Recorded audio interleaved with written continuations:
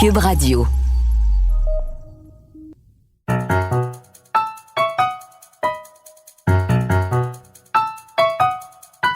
Ici Mathieu Bock-Côté et bienvenue aux Idées mènent le monde.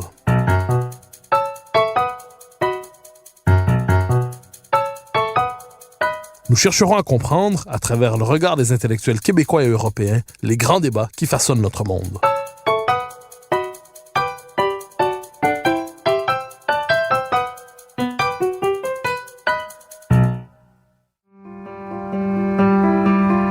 Dans le cadre de la présente crise qui nous secoue et ébranle les fondements de notre société, j'ai décidé de poursuivre cette émission sous un format nouveau, temporaire probablement, mais qui, je l'espère, ne sera pas sans intérêt. J'aborderai certaines grandes thématiques contemporaines, certaines liées à la présente crise, d'autres un peu moins, mais qui nous permettront de mieux comprendre notre monde. Alors, dans le cadre du présent balado, dans le cadre de la présente émission, je ne vais pas vous proposer une histoire du Québec. Il y en a d'excellentes et nul besoin ici de répéter simplement les grandes dates de l'histoire du Québec. Nous les connaissons et si nous ne les connaissons pas, nous pouvons toujours nous tourner vers ces excellents ouvrages. Mais ce que je vais chercher à faire aujourd'hui, pendant les prochaines minutes, c'est de vous proposer en fait une réflexion sur certains des grands mythes qui constituent l'identité québécoise. Appelons ça une histoire de l'identité québécoise. Donc revenir sur certains moments où se sont formés, quelquefois très rapidement, quelquefois sur la longue durée, des mythes collectifs. Revenir sur certains moments où nous avons pris des plis durables de notre identité. Revenir sur certains moments où l'identité québécoise est véritablement parvenue à prendre forme. Et à partir de là, nous savons, le propre d'une identité collective, c'est que différentes couches se sédimentent. Il y a une forme de noyau existentiel premier, différentes couches se sédimentent. Et selon les circonstances, certaines de ces couches se réactivent, d'autres sont en dormance, en dormition, comme dirait l'autre. Donc, l'identité collective n'est pas quelque chose de transparent, de quadrillable, de rationalisable intégralement. Ça relève de l'imaginaire, de l'inconscient collectif, de l'identité, donc. Eh bien, ce que je vais chercher à comprendre, certains des grands moments qui ont marqué la formation de l'identité québécoise.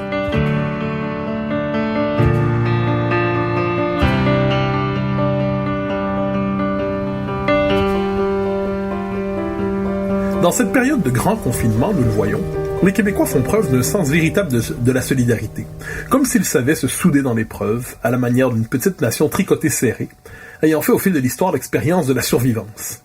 Les Québécois aiment se représenter eux-mêmes comme une famille, comme une grande famille en fait, capable de se rassembler, de s'unir dans les moments difficiles. François Legault, d'ailleurs, dans son point de presse quotidien, parle régulièrement du peuple québécois, mais non pas de la population. Il parle du peuple québécois, en jouant presque naturellement sur les cordes sensibles de son identité. Évidemment, on trouve ici comme ailleurs un bon lot d'énergumènes qui n'en font qu'à leur tête dans la crise.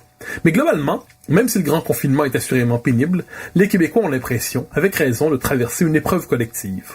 Et c'est en puisant dans les ressources identitaires métabolisées symboliquement dans leur imaginaire collectif qu'ils y parviennent. Parce que c'est une des dimensions les plus intéressantes, sur le plan de l'analyse bien évidemment de cette crise, c'est qu'elle réactive véritablement des couches profondes de notre identité. Elle réactive un certain imaginaire, elle réactive une certaine manière de se représenter comme Québécois. Nous le savons, nous avons traversé une grande épreuve historique au 19e siècle et au 20e, de 1840 à 1960, qui est l'épisode de la survivance. La survivance, l'hiver de la survivance, pour reprendre les mots de Fernand Dumont. La survivance, c'est-à-dire notre peuple, qui pendant une certaine période de son histoire, pendant plus d'un siècle, a non pas renoncé à rêver, a non pas renoncé au grand projet, mais a su que le grand projet qui était le sien était simplement de survivre, de se maintenir dans l'existence, de tenir d'une génération à l'autre, en se disant qu'un jour viendrait le temps des grandes espérances, viendrait le temps des grands projets, des grands élans. Et nous le savons, c'était la Révolution tranquille. Mais il a fallu traverser cette période de la survivance. La survivance est un mythe qui est inscrit au cœur de l'imaginaire collectif québécois. Et on peut dire plus largement, au-delà de la simple période 1840 à 1960, que la question de la survivance, de notre survie, de notre adhésion difficile à ce qu'est l'Amérique, mais notre adhésion têtue, tenace à ce qu'est l'Amérique, est véritablement un fil directeur, un principe de continuité dans notre histoire qui peut probablement éclairer nos réactions collectives dans les circonstances actuelles.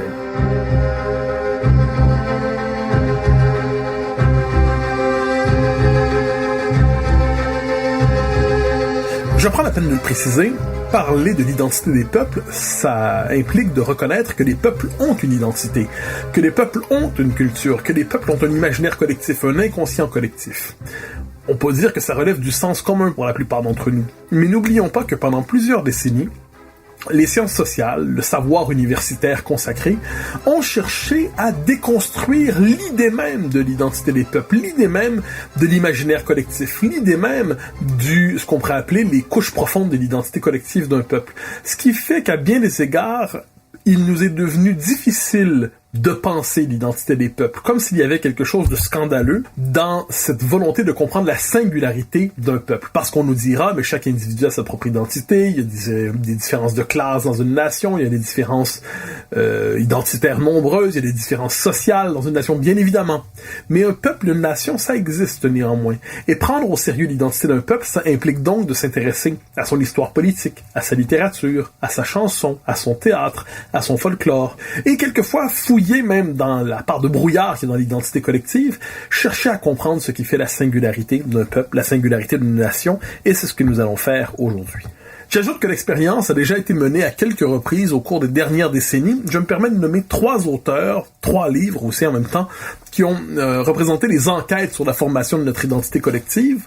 Alors, le premier de Léon Dion, 1945-2000, à la recherche du Québec. Donc, c'est un livre où, à travers la lecture de nos poètes, de notre littérature, de notre politique, il cherchait à comprendre les traits marquants de l'identité québécoise. Léon Dion, un grand politologue dans notre histoire, qu'on devrait redécouvrir assurément, qui peut nous éclairer.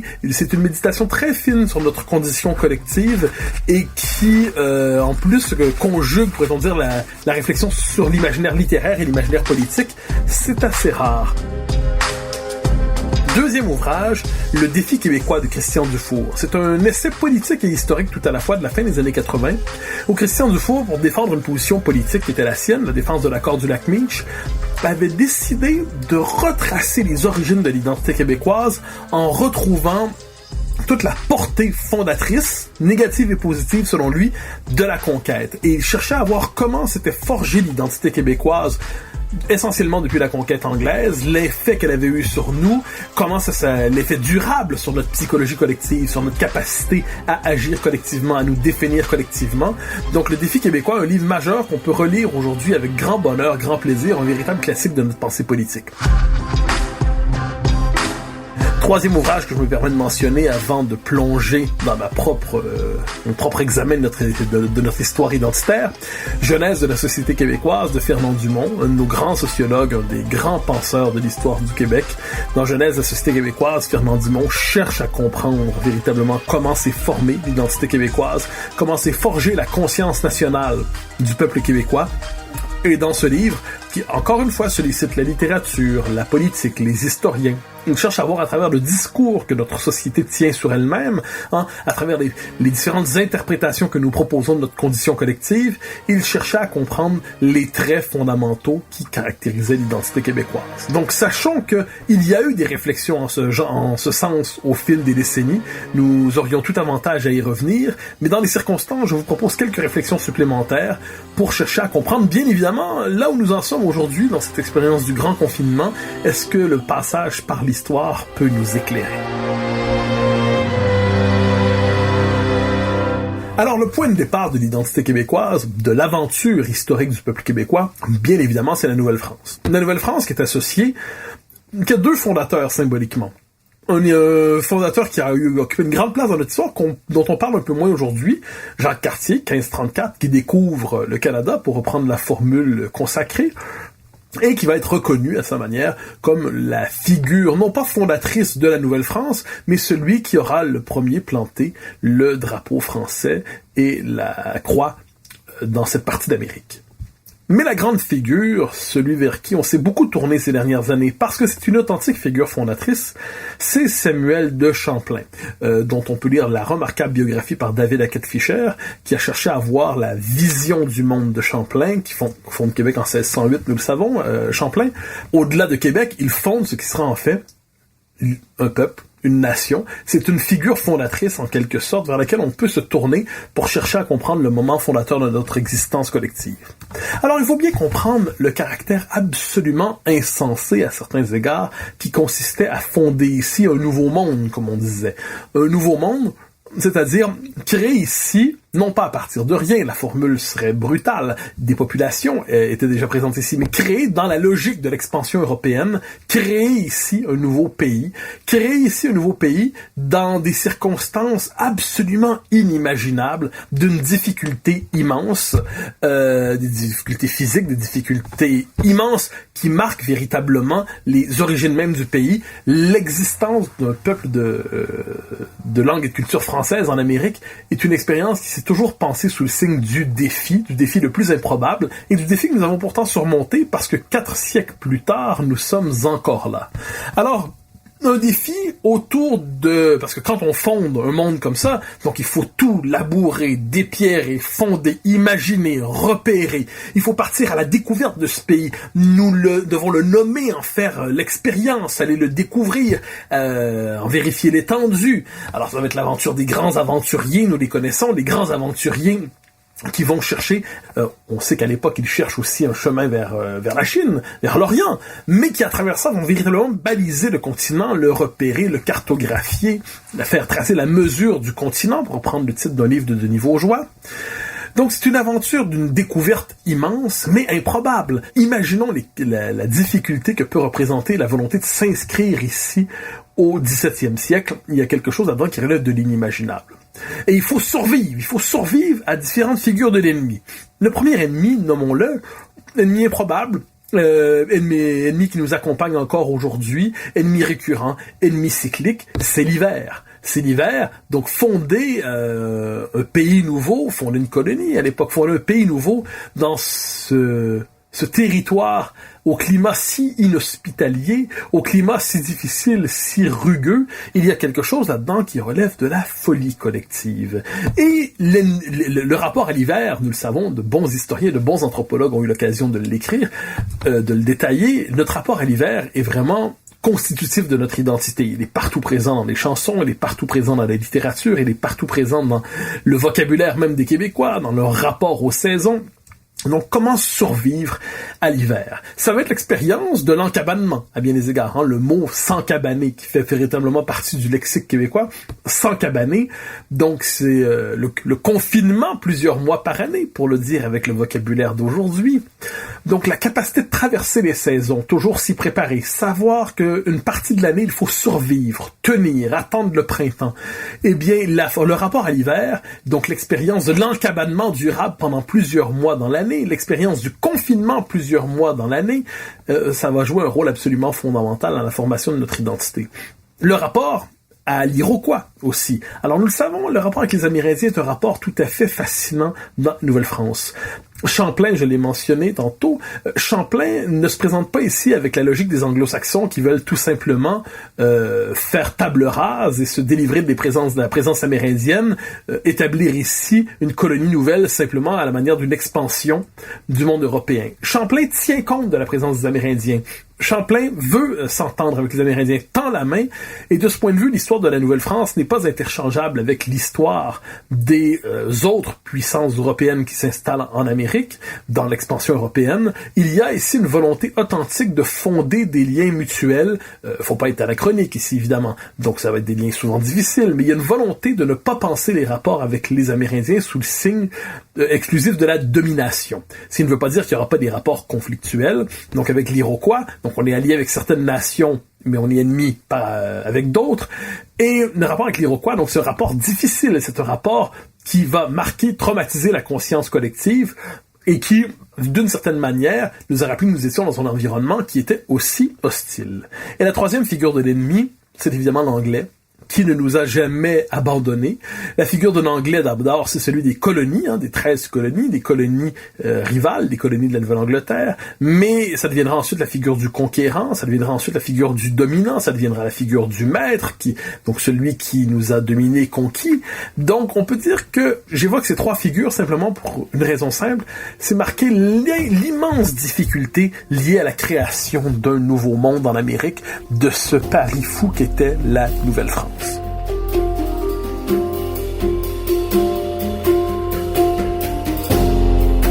Donc nous avons réussi à établir ici ce qui est un peuple qui, au milieu du 18e siècle, est un peuple qui a encore des liens très intimes avec la mère patrie. En fait, on peut croire qu'il n'y a aucun désir de rupture avec la mère patrie, même si on note, les observateurs français le notent, ceux qui se sont installés ici, les Canadiens, au bout d'une génération, 2 générations, 3 générations, il y a une conscience collective originale qui s'est formée.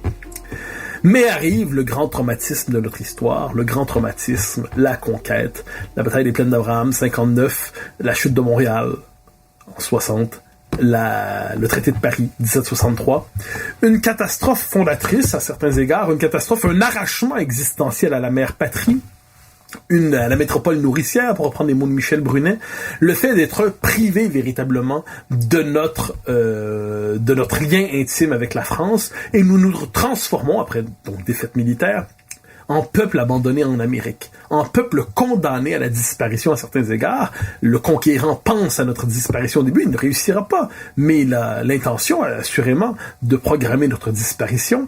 Donc un petit peuple qui, dès lors, est amené à une forme de traumatisme collectif immense, est amené à penser, même si on n'entre pas officiellement dans la période de la survivance, à penser dès maintenant dans la logique de la survie collective. Il est condamné, il est presque devient symboliquement étranger chez soi, soumis à un souverain étranger, condamné au déracinement spirituel et existentiel, et ce petit peuple, néanmoins, s'entête et survit.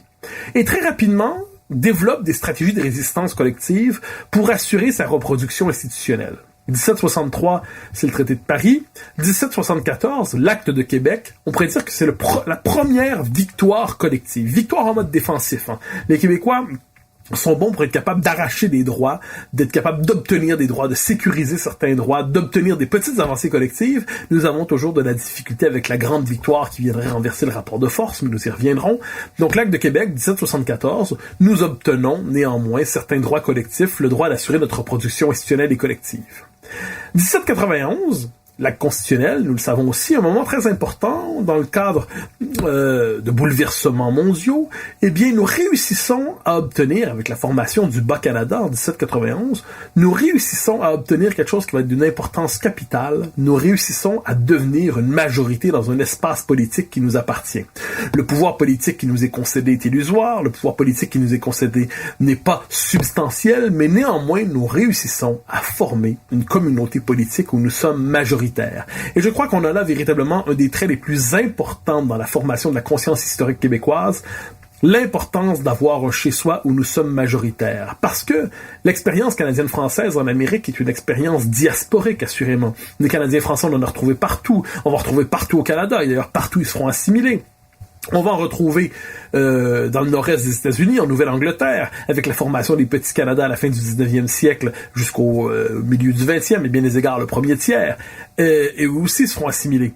Mais si la nation québécoise existe encore aujourd'hui, c'est parce qu'elle avait un siège politique, une communauté, un espace politique où elle était clairement majoritaire, et on peut dire que l'importance d'avoir un chez-soi où nous sommes la norme, un chez-soi où nous sommes la référence collective, un chez-soi où nous avons véritablement la maîtrise de nos institutions, eh bien ça, 1791, donc la communauté politique tracée autour de la vallée laurentienne, la vallée du Saint-Laurent, eh bien nous avons là véritablement une étape cruciale de notre conscience collective, c'est l'établissement définitif d'un chez-nous que nous pouvons vouloir maîtriser.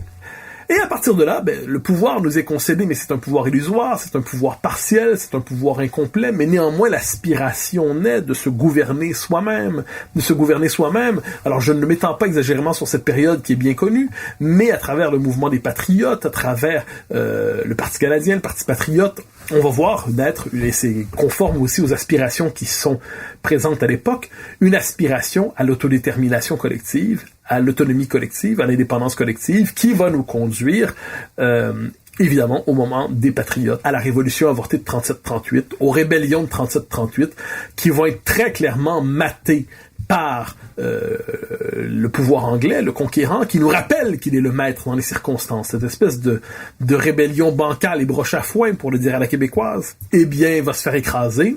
Et là, ça va être une espèce d'immense rappel aux Québécois, ce qu'on appelait alors les Canadiens, qui deviendront Canadiens français pendant à peu près 120 ans.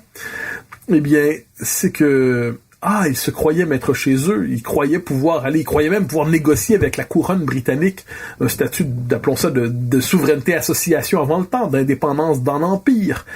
Eh bien, ils comprendront qu'après avoir cherché différentes manières de s'affirmer dans les paramètres de l'Empire, quand ils décident d'essayer de prendre les armes pour affirmer leur indépendance, pour la proclamer, pour l'obtenir, ils sont matés et ils découvrent une chose, ils ne sont pas maîtres chez eux. Ils sont condamnés à la domination à certains égards et ils doivent, à partir de 1840, enfin après le rapport de Rame que nous connaissons, après l'acte d'union que nous connaissons, les Canadiens qui deviennent peu à peu des Canadiens français comprennent une chose. En Amérique, leur existence en tant que telle est un projet.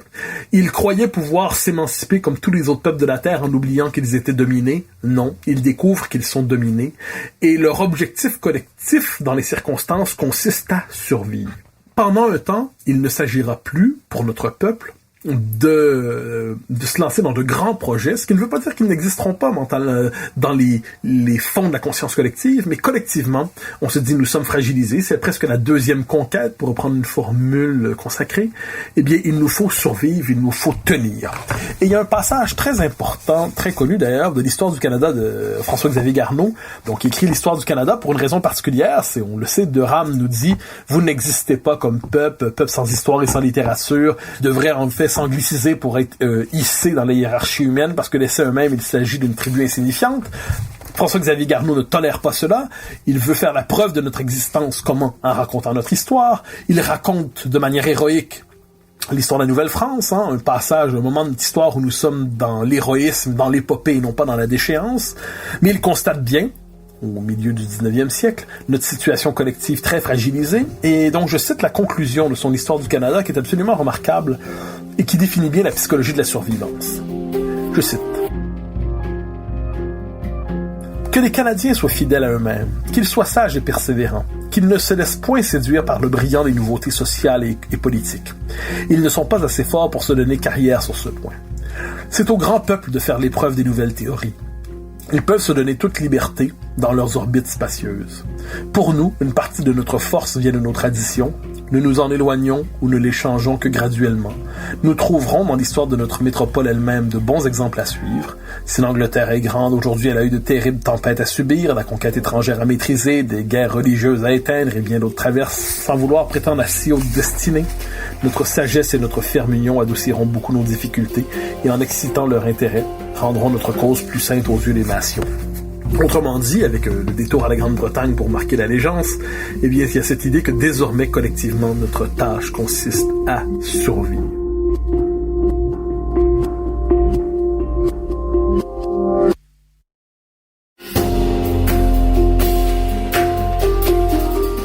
C'est une période difficile qui commence dans notre histoire, une période difficile où collectivement nous sommes désarticulés, notre élite est rasée, notre programme collectif consiste à assurer nos droits élémentaires et non plus à rêver d'indépendance. En l'idée, l'indépendance va continuer d'exister dans la conscience collective, elle va connaître quelques sursauts, réapparaîtra véritablement à partir des années 20, mais pendant une bonne période, elle n'est plus véritablement présente. Et ce sera aussi d'ailleurs le moment de repli collectif comme jamais vers l'Église. L'Église qui a toujours été présente dans notre histoire, nous le savons. Au moment de la Nouvelle-France, l'Église, elle a même une présence missionnaire, mystique. Les grands mystiques de la période, il suffit de lire ou de relire par exemple la correspondance de Marie de l'Incarnation. Un de mes amis m'en lisait récemment de grands extraits. C'est absolument fascinant, l'élan mystique du catholicisme en Nouvelle-France. Après 1840, le catholicisme change de visage ici.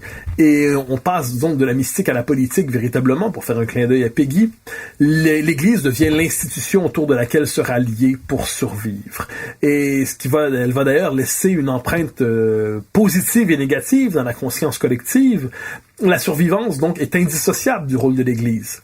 Et on va entretenir un rapport trouble par rapport à l'Église. Longtemps, elle était considérée comme consubstantielle à la nation. C'était elle qui donnait son corps politique et spirituel à la nation. Après la Révolution tranquille, nous le savons, on va revisiter notre rapport à l'Église, on va la traiter comme un corps étranger qui vampirisait la nation et dont on devait se débarrasser. Je me permets simplement 2 commentaires par rapport à l'Église. D'un côté, il est vrai qu'elle nous a enfermés dans son univers de manière quelque peu étouffante, et sans aucun doute, elle a collaboré aussi avec l'occupant. Et l'Église a représenté dans notre histoire assurément une institution qui nous étouffait, qui bornait nos perspectives, qui nous coupait les exigences quelquefois les plus élémentaires de la modernité. C'est vrai, personne ne remet en question le fait que l'Église a joué ce rôle négatif.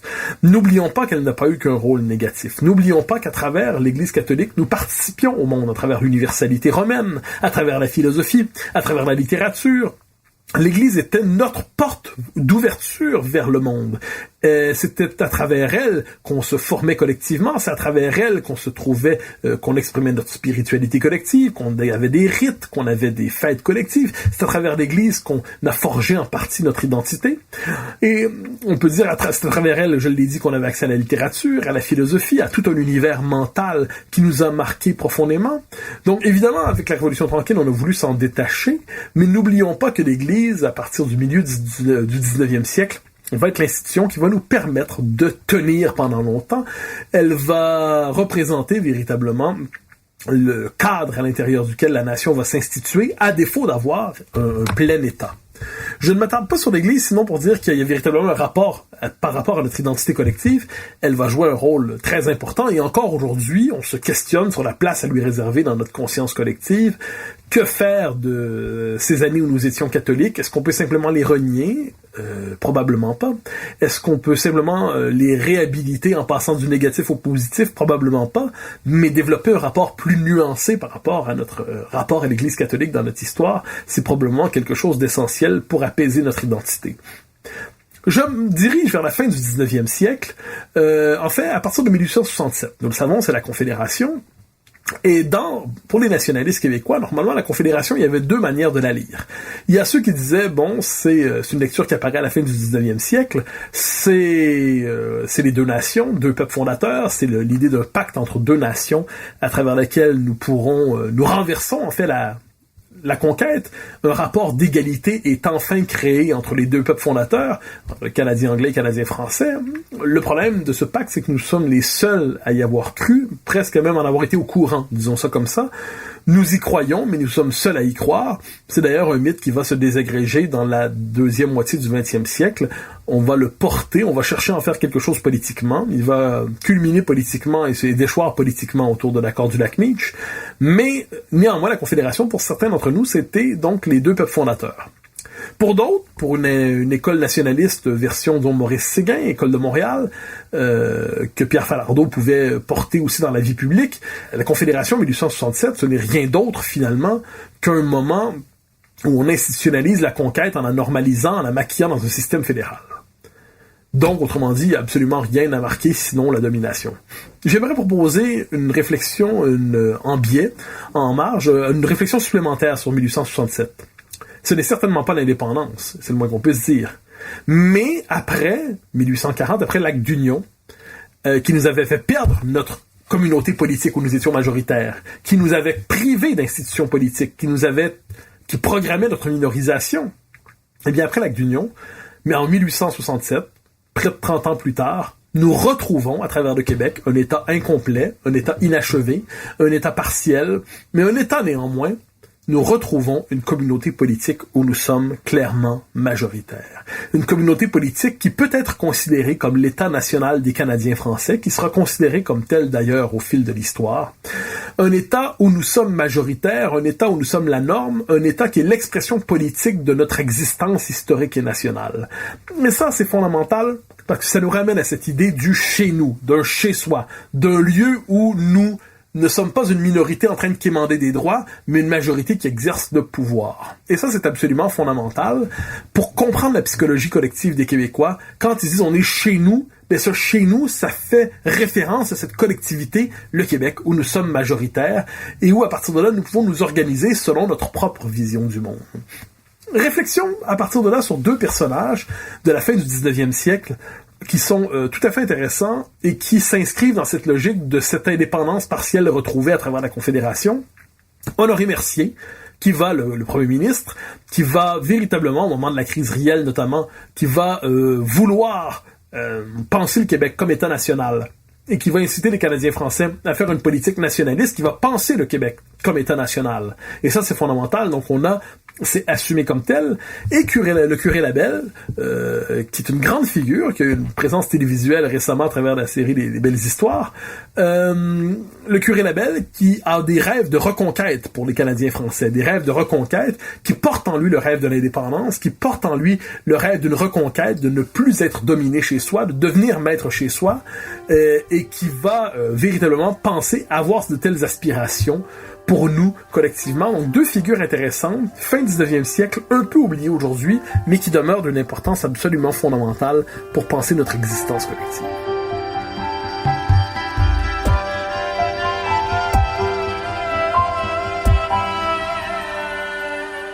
Je ne m'attends pas exagérément à la fin du 19e, début 20e. C'est une période de notre histoire qui mériterait de nombreuses études, qui est passionnante par ailleurs, mais c'est une période qui n'a pas été métabolisée dans la conscience historique. Elle ne nous revient pas spontanément à l'esprit quand on raconte notre histoire, et quand il est le temps de parler de l'identité québécoise, c'est une forme d'éclipse à certains égards. C'est l'époque du nationalisme canadien, on cherche à se faire croire que le Canada est notre pays, même si partout les minorités se font assimiler, même si partout les minorités francophones se font assimiler par le régime canadien. C'est une période dont on ne sait que faire exactement collectivement. Alors je nous transpose vers une autre période qui, elle, marque le début de la marche du Québec vers la Révolution tranquille, les années 20. Les années 20 où apparaît un personnage tout à fait intéressant, à qui on a fait une très mauvaise réputation depuis les années 90, qui ne mérite pas cette mauvaise réputation. Un des grands historiens, on pourrait dire un des grands intellectuels de notre histoire, Lionel Groulx. Alors, il ne s'agit pas ici de s'attarder sur Lionel Groulx, s'intéresser aux détails de sa pensée, mais j'aimerais simplement mentionner deux choses sur Lionel Groulx parce qu'il va avoir une profonde influence sur notre identité collective. Au début des années 20, à un moment où les Québécois font l'expérience du fait que le Canada est un pays étranger pour eux, ils le ressentent, à tout le moins ils commencent à en avoir l'intuition, au moment où ils se recentrent véritablement sur le Québec comme État national, eh bien, Groulx, dans une enquête, dans une revue, l'Action française de Montréal, à laquelle il est associé, il va faire renaître intellectuellement une idée dont nous avions perdu la trace depuis longtemps. Et cette idée, c'est l'indépendance du Québec. Il faut savoir que le véritable programme Maître chez nous, indépendance, nationalisation des ressources collectives, tout ça va s'élaborer dans les années 20, les années 30. Et Groulx est véritablement, de ce point de vue, un des pères fondateurs du Québec moderne. Cette figure qui n'était pas sans ombre d'ombre, cet homme qui n'était pas sans objet de reproche. Évidemment, personne ne veut en faire un saint. Mais nous avons ici quelqu'un qui, au début des années 20, fait réapparaître véritablement l'idée d'indépendance. Évidemment, nous le savons, 1960 marque une rupture remarquable dans notre histoire, une rupture émancipatrice, une rupture sous le signe de l'émancipation, une rupture sous le signe de la libération, c'est la Révolution tranquille. Alors, une période fascinante où plusieurs désirs se croisent, un désir de libération, dans ce sentiment que nous étions un peuple dominé, porteur d'eau, sieur de bois, locataire et chômeur en son propre pays, comme disait Félix Leclerc, un peuple dominé chez lui, et qui pour cela voulait devenir maître chez lui. Un peuple qui voulait véritablement s'affirmer et qui s'étonnera à certains égards de sa capacité à s'affirmer. On n'a qu'à penser à tout l'épisode de ce qu'on pourrait appeler le nationalisme hydroélectrique. C'est tout à fait fascinant parce que voilà un peuple que l'on disait incapable, prémoderne, pas fait pour les grandes tâches collectives, étranger aux capacités techniques et économiques de la modernité, et qui va accomplir véritablement une prise en main collective tout à fait remarquable à travers l'aventure hydroélectrique. Un peuple qui va affirmer son droit de vivre dans sa propre langue, le désir de libération, de ne plus être étranger chez soi, de ne plus être prolétarisé chez soi, de ne plus être une classe-nation, pour le dire avec les mots de Marcel Rioux, d'être véritablement la norme chez soi, et ça va culminer bien sûr dans le projet de la loi 101 en 1977, porté par Camille Lorrain.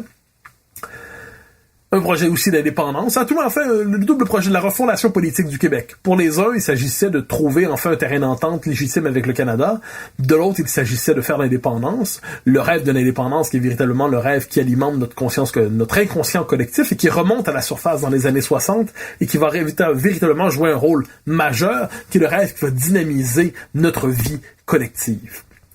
Et je ne m'attends pas exagérément sur la Révolution tranquille, tout simplement parce que j'arrive vers la fin de ce balado. Mais je tiens néanmoins à dire que c'est une période de notre histoire, elle a été l'objet de beaucoup de remises en question depuis quelques années, de beaucoup de critiques.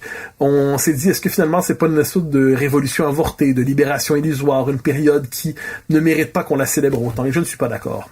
Je crois que la Révolution tranquille est ce moment d'émancipation collective, ce moment où les Québécois se sont fait la preuve eux-mêmes qu'ils étaient capables d'accomplir de grandes choses collectivement.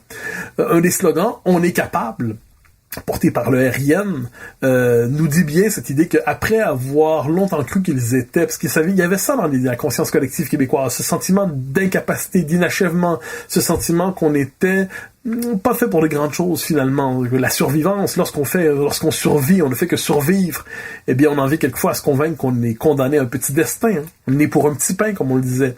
Eh bien on s'est dit à partir de la Révolution tranquille qu'on ne serait plus jamais né pour un petit pain et que le Québec serait une société normale, au sens où ce serait une société comme les autres en Occident, mais pour devenir une société normale, il fallait que ce soit une société libérée, une société indépendante. Et de ce point de vue, on doit réfléchir longtemps à l'échec de ce projet qui était au cœur de la Révolution tranquille, qui est l'indépendance du Québec. L'échec de l'indépendance du Québec est venu déstructurer notre imaginaire collectif, notre identité collective. Tout le récit, par la chanson, par la littérature, par la pensée politique, par l'action politique, tout notre récit collectif, à partir des années 60, mais ça remontait aux années 20, je l'ai évoqué tantôt. Eh bien, tout ce récit collectif tournait autour de l'idée qu'un jour, nous parviendrons à enfin être maîtres chez nous, à devenir un État indépendant. L'indépendance, non pas vu simplement comme un choix politique, mais un choix existentiel, rédempteur, libérateur, qui allait transformer fondamentalement notre rapport au monde en nous délivrant des atavismes liés à la conquête. Eh bien, l'échec de l'indépendance, en 80, mais plus encore en 95, va profondément déstabiliser la conscience collective. Ça va déstabiliser la conscience collective parce que tout notre récit collectif était tissé autour de cette nécessaire indépendance. Je me permets de lire un passage d'Option Québec, de René Lévesque, qui est donc le livre fondateur du souverainisme moderne à certains égards. Quelques passages simplement pour montrer comment ce projet d'indépendance était vu par Lévesque comme le point d'aboutissement de notre histoire. Donc, quelques passages. C'est le chapitre 1 d'Option Québec, Nous autres. Nous sommes des Québécois. Ce que cela veut dire d'abord et avant tout, et au besoin exclusivement, c'est que nous sommes attachés à ce seul coin du monde où nous puissions être pleinement nous-mêmes. Ce Québec, qui nous le sentons bien, est le seul endroit où il nous soit possible d'être vraiment chez nous. Commentaire de ce passage, cette idée du chez-soi que j'évoquais tantôt, cette idée d'un lieu où nous sommes maîtres chez nous, c'est présent chez Lévesque, il le dit clairement comme tel, le livre commence ainsi, il nous faut un chez nous, il nous faut un chez-soi, une maison où nous sommes la norme. Je poursuis. Être nous-mêmes, c'est essentiellement de maintenir et de développer une personnalité qui dure depuis 3 siècles et demi. Donc la conservation de soi. René Lévesque nous le dit, on a un noyau existentiel qu'on doit préserver. Je poursuis. Au cœur de cette personnalité collective se trouve le fait que nous parlons français. Tout le reste est accroché à cet élément essentiel, en découle ou nous y ramène infailliblement. Dans notre histoire, l'Amérique a d'abord eu un visage français, celui que fugitivement mais glorieusement lui ont donné Champlain, Joliet, La Salle, La Vérendrye. Les premières leçons de progrès et de persévérance nous y sont fournies par Maisonneuve, Jeanne Mance, Jean Talon. Celles d'audace ou d'héroïsme par Lambert Closse, Brébeuf, Frontenac, d'Iberville. On voit l'importance de la Nouvelle-France, ce moment héroïque et fondateur dans la pensée politique de René Lévesque. Puis vint la conquête. Nous fûmes des vaincus qui s'acharnaient à survivre petitement sur un continent devenu anglo-saxon. Alors là, je passe sur quelques passages, mais je poursuis. Ici encore, après avoir parlé de la conquête, quand nous évoquons les grandes étapes, nous y retrouvons pêle-mêle Étienne Parent avec La Fontaine et les Patriotes de 37, Louis Riel avec Honoré Mercier, Bourassa, Philippe Hamel, Garneau avec Édouard Montpetit et Asselin, Lionel Groux. Pour tous, le moteur principal de l'action était la volonté de continuer et l'espoir tenace de pouvoir démontrer que ça en valait la peine. C'est un passage essentiel. Notre présence n'est pas vaine ici, notre aventure collective a un sens. Jusqu'à récemment, nous avions pu assumer cette survivance laborieuse grâce à un certain isolement. Nous étions passablement à l'abri dans une société rurale où régnait une grande mesure d'unanimité et dont la pauvreté limitait aussi bien les changements que les aspirations. La survivance, le fait qu'on sortait quand même d'une période difficile. Nous sommes fils de cette société dont le cultivateur, notre père ou notre grand-père, était encore le citoyen central. Nous sommes aussi les héritiers de cette fantastique aventure que fut une Amérique d'abord presque entièrement française, et plus encore de l'obstination collective qui a permis d'en conserver vivante cette partie qu'on appelle le Québec. Québec, pour René Lévesque, c'était la poursuite de cette grande histoire qui était celle de l'Amérique française. Tout cela se trouve au fond de cette personnalité qui est la nôtre. Quiconque ne le ressent pas au moins à l'occasion n'est pas ou n'est plus l'un d'entre nous. Ce passage aujourd'hui, on imagine la réaction des modernes qui entendraient un tel passage. Et je poursuis avec le dernier passage. Mais nous savons et nous sentons que c'est bien là ce qui fait ce que nous sommes.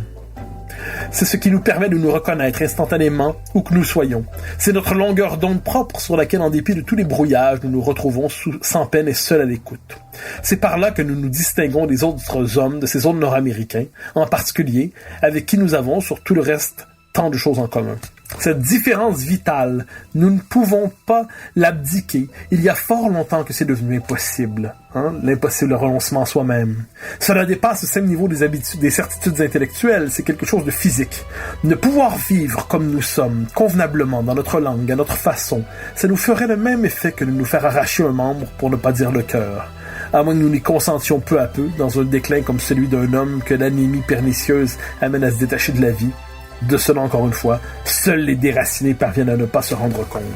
Un passage absolument remarquable et lumineux de René Lévesque qui ouvre son livre « Option Québec » et sur lequel nous pourrions revenir pour comprendre véritablement la signification du projet souverainiste tel qu'il se le représente au moment de fonder le Parti québécois, le MSA et ensuite le Parti québécois.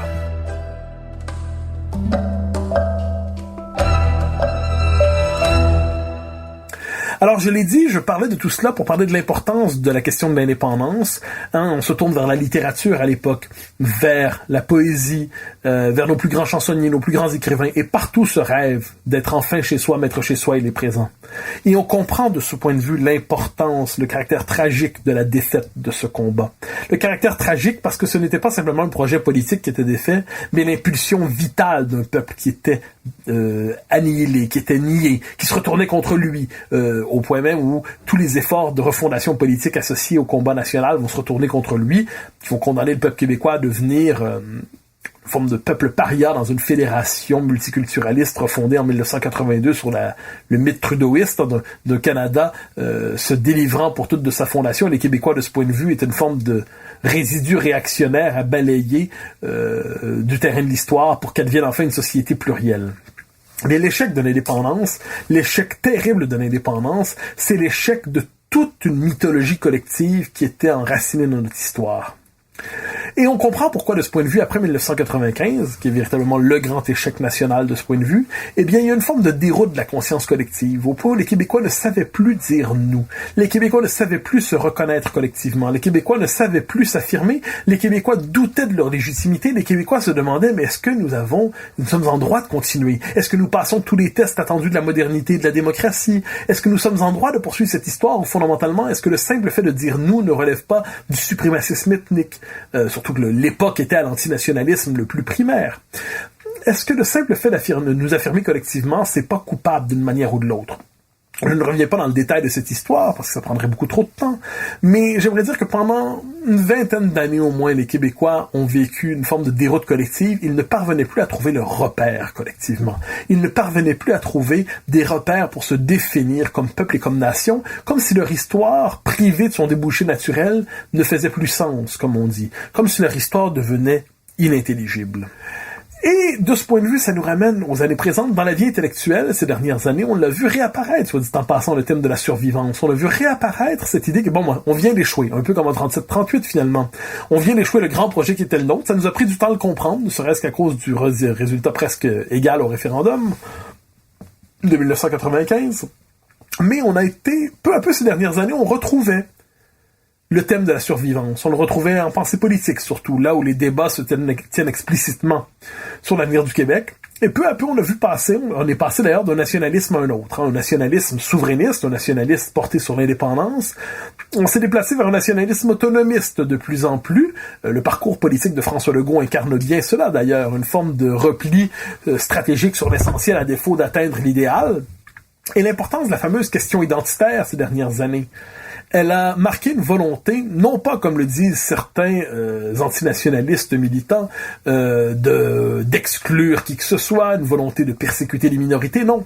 À travers la question identitaire et le débat sur la laïcité, mais plus largement la question identitaire, c'était pour les Québécois la possibilité de réapprendre à dire nous, de réaffirmer cette idée que le Québec est leur État-nation, un État-nation enclavé dans une fédération hostile assurément, mais de réaffirmer que le Québec était leur pays, leur État-nation, là où ils peuvent agir collectivement, là où ils peuvent affirmer leur présence dans le monde. Et on peut dire que les dernières années, tout le débat autour de l'identité, on sentait une forme de vent de fierté retrouvée autour de ça. Ce n'était pas un sentiment de persécution vengeur, loin de là. C'était la possibilité pour les Québécois d'affirmer qui ils étaient collectivement, de retrouver le droit de dire nous, de retrouver le droit de dire qu'on a un chez nous, de retrouver le droit de dire maître chez nous. Et de ce point de vue, les dernières années ont été celles d'une forme de début de fierté retrouvée.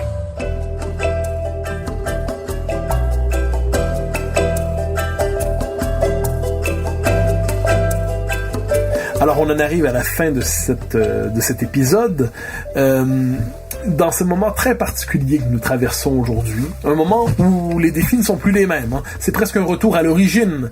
Nous devions fonder un pays dans un climat insensé où l'environnement était contre nous, où nous devions nous encabaner pour traverser les hivers les plus difficiles.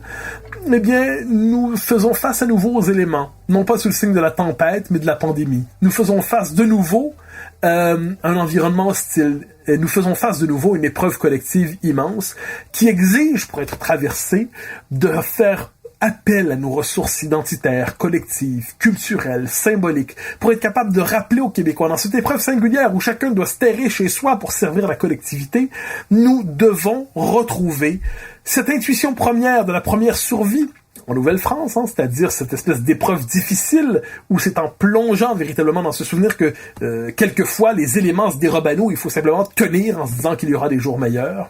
Nous retrouvons cette intuition de la survivance qui marque véritablement le 19e siècle et la première moitié du 20e, cette idée que oui, en ce moment, les grands jours sont pas immédiats, il faut tenir simplement, tenir encore, ne pas céder. C'est difficile, certains ont envie d'abandonner, mais non, il faut tenir et encore tenir pour enfin renaître.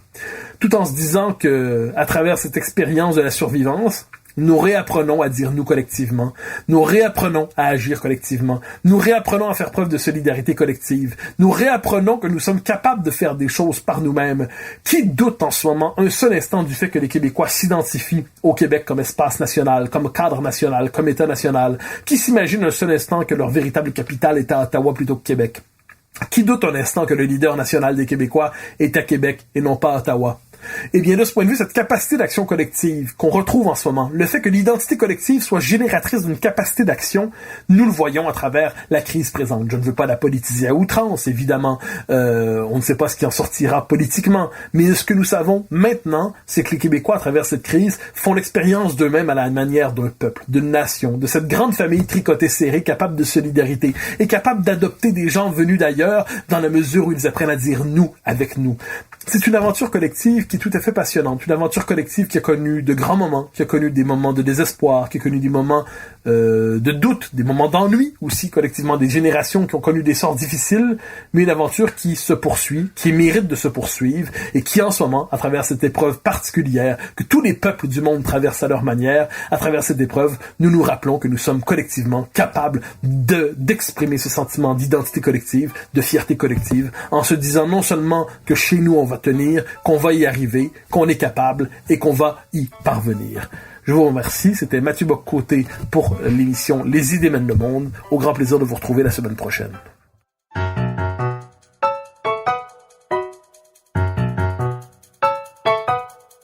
Chers auditeurs des idées mènent le monde, vous pouvez faire connaître le balado sur vos réseaux sociaux en partageant les épisodes que vous aimez.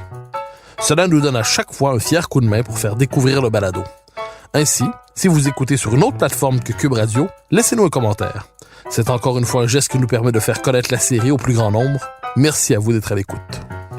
Vous pouvez me suivre sur Twitter et sur Facebook. Vous pouvez également lire mes chroniques chaque mardi, mercredi, jeudi et samedi dans le Journal de Montréal. Et chaque semaine, vous pouvez me suivre à la Joute à TVA. Animation et recherche, Mathieu Bock-Côté. Réalisation, Anne-Sophie Carpentier. Une production Cube Radio.